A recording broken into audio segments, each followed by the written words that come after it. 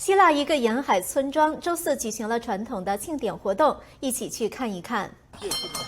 当地牧师、大主教和村民们骑马来到海边，举行祈福仪式。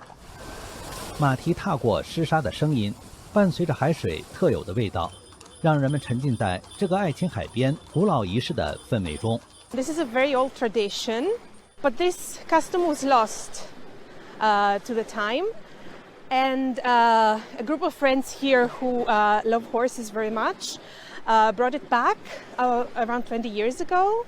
当地人和游客在海滩上观看游行，骑手们穿着相同的红色衬衫，有些马匹急切地冲进海浪，有些则在阳光下平静地站在骑手旁边。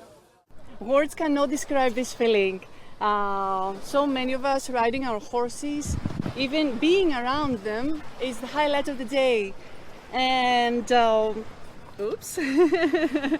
and it makes us feel clarity and peace.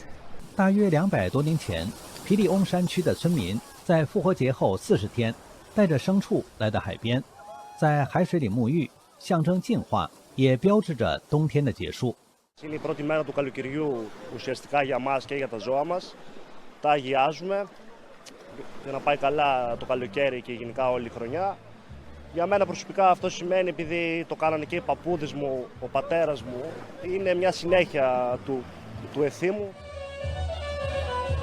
当地居民表示，这项几乎被遗忘了几十年的传统习俗，现在已成为一种充满活力的社区庆典活动。